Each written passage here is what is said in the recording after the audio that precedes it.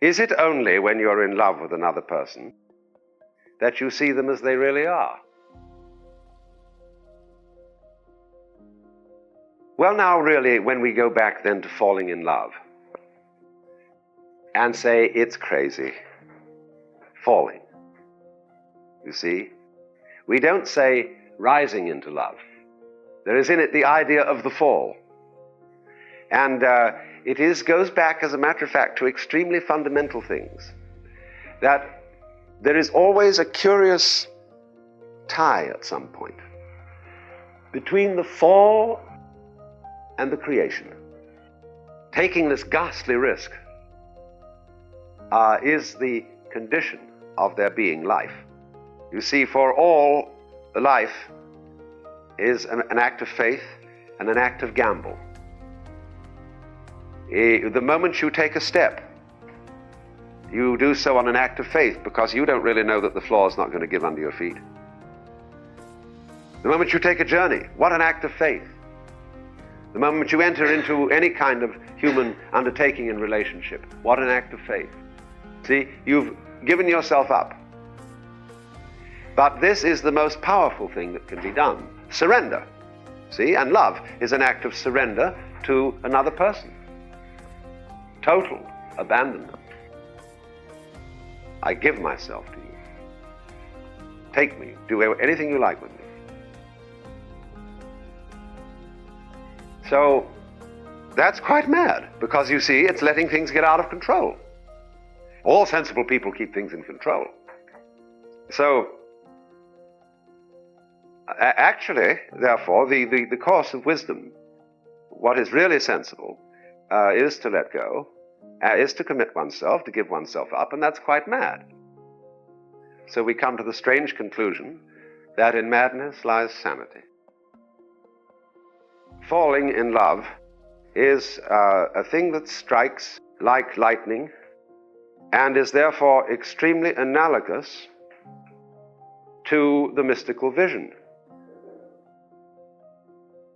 We don't know how really people attain the mystical vision. There is not as yet a very clear rationale as to how it happens, because we do know that it is opened to many people who never did anything to look for it. Many people, especially in adolescence, have had the mystical vision all of a sudden without the slightest warning and with no previous interest in that kind of thing.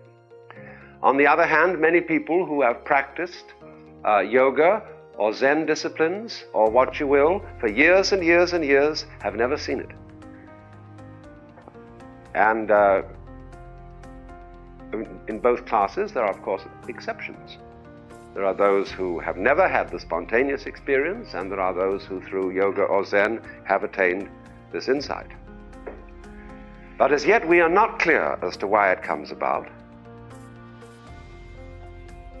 And if there is any method of attaining it, the best one is probably to give up the whole idea of getting it.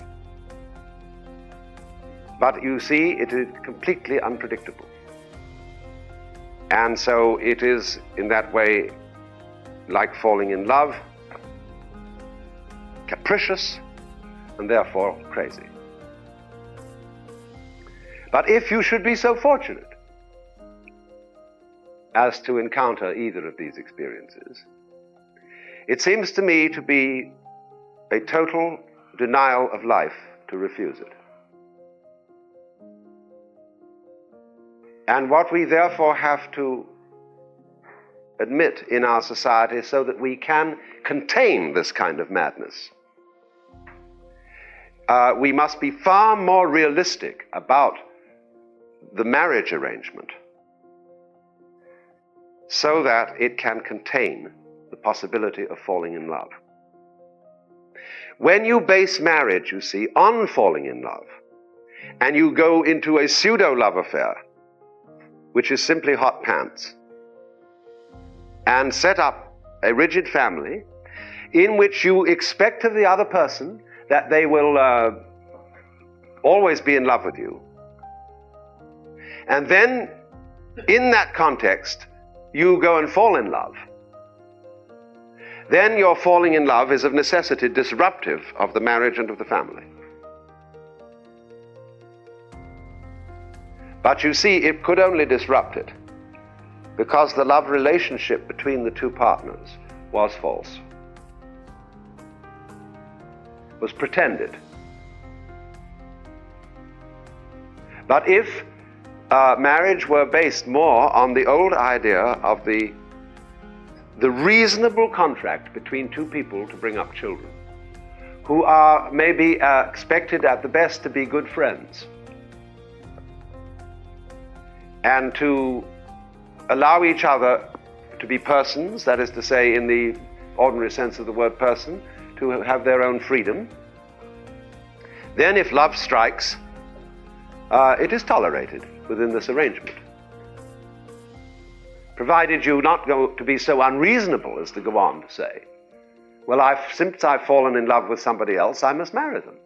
Well, that's perfectly ridiculous. Now, you see, in this way, we can think about and structure the necessary stable social institution of family of some kind, without it being constantly threatened of foundering on the rocks of love. Now, you see, this then means that when people marry, if they take any vows at all to each other, instead of saying that they will always be true to each other in the sense of meaning I will always love you, it means I will be true to you in the sense of I will always be truthful to you. I will not pretend that my feelings towards you are other than what they are. Because I marry you because I think that you are a reasonable person to live with, and therefore I want you to be you. I don't want you to be someone else. I want you to be a rubber stamp of me. How boring that would be. So it is really an arrangement, not of, as we always say jocularly, did you get the ball and chain on him? But an arrangement in which people set each other free and make an alliance to cooperate with each other in certain ways. Now, if it should so occur that they are of immense sexual attraction to each other, so much the better. But this should not be a primary factor in entering into marriage. Admittedly, you must be, to a certain extent, attractive to each other, otherwise there will be no progeny. But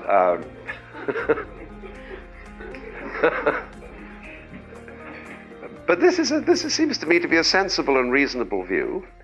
And just because it is sensible and reasonable, it can accommodate what is not sensible and reasonable, which is falling in love. We should regard then marriage, especially if it should possibly be called holy matrimony, as a mutual setting free of two people to live together in freedom and therefore in responsibility. Because the present situation, although it's pretending to be responsible, is in fact extremely irresponsible, because it is dishonesty with respect to the way you feel towards another person.